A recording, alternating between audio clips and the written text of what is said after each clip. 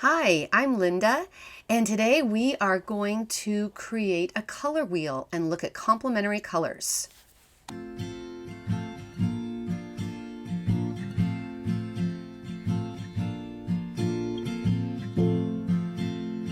So I put together this rough color wheel in my sketchbook.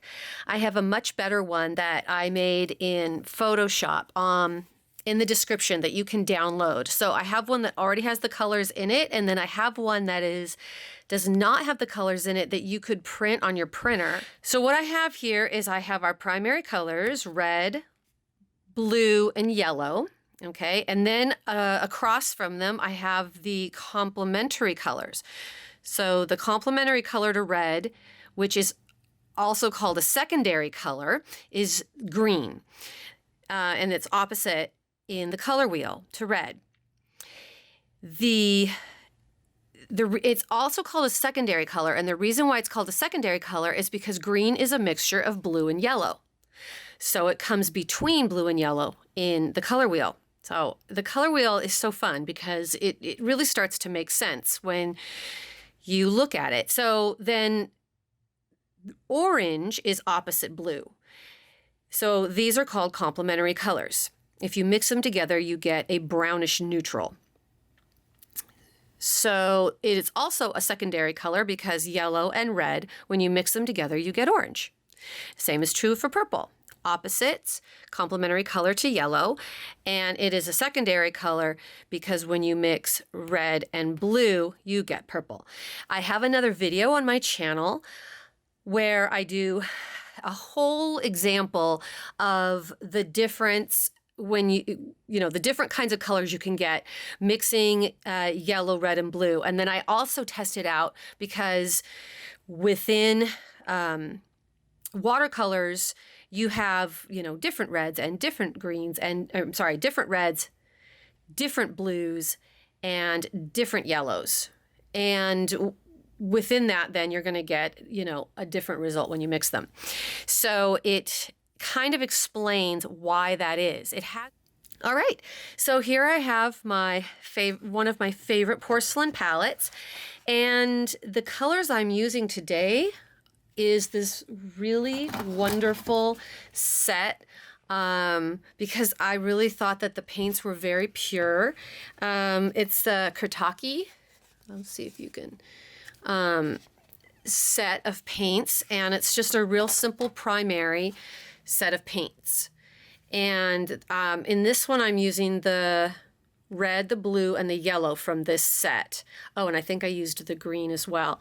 Now the orange and the purple, I am using my Mission paints because they are a truly good.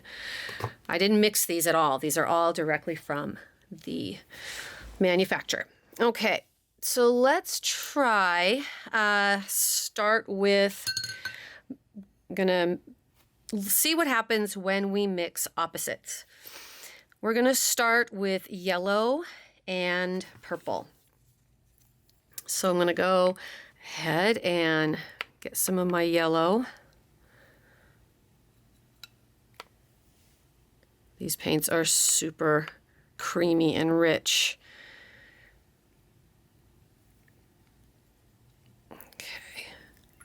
And gonna go get some of my Mission purple. I like to start with a lighter color because you don't necessarily need equal parts when you're mixing these. It's easier to go darker. You would have to add a lot more of the yellow to make it lighter, and then you end up wasting paint. So that's why I like to start with the lighter color and then just add a little bit of the dark till you get to the neutral. And that's about as dark as I want to go, because if I add any more purple, it's going to start to be more of a purple color and neutral. So there we go. That is a mix of yellow and purple.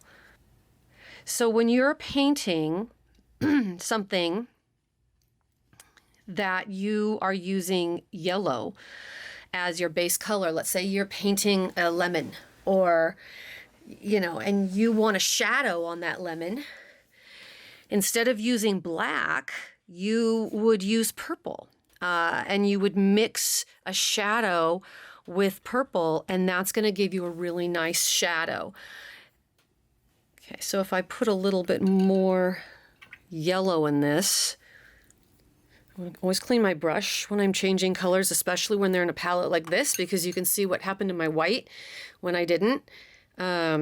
It's easy to, and then I'm going to have to waste some paint to clean that. So you really want to, best practices, clean your brush.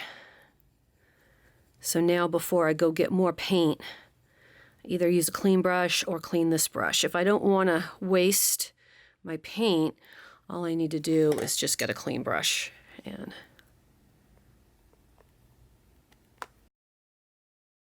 that's pretty good. All right. So we're mixing blue and orange here. And again, we've gotten kind of a brownish color. It's a little different from yellow and purple, but it's interesting how it's still neutral.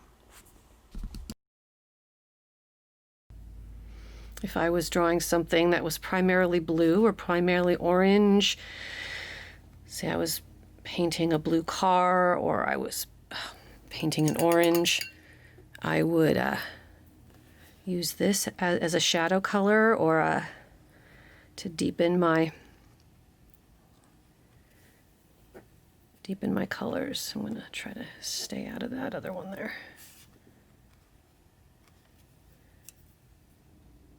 I love making charts like this in my sketchbook. I'll usually label the paints that I used because it will be different. So if I am trying to make something specific, you can see when they dry, they change too. It reminds me of the supplies I have, and it also, if I'm doing a bigger piece, I don't have to go out and test all my colors. So I can flip through my sketchbooks and find a chart. Yeah, I'm trying to remember which red I used. I'm pretty sure it was this one.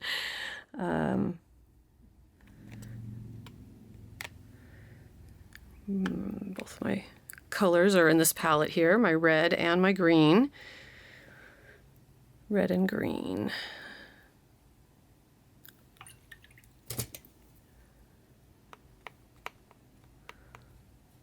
A little more on the purple side.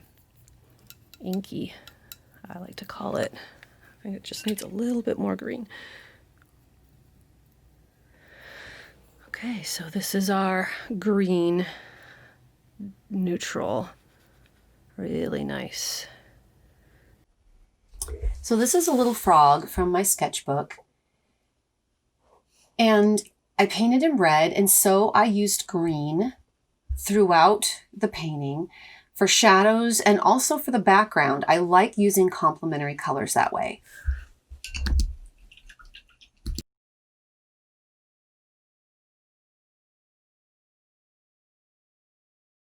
You can see how dark you can get with red and green.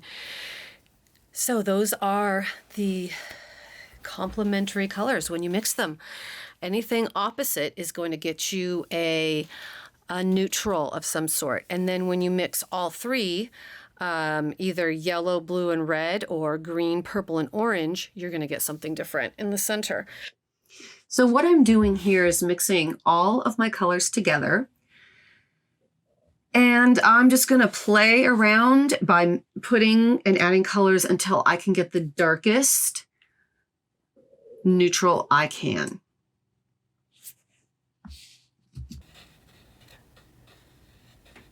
And this one is way better. There you go. If you enjoyed this video, please like and subscribe. Check out some of my other videos on color theory. Bye.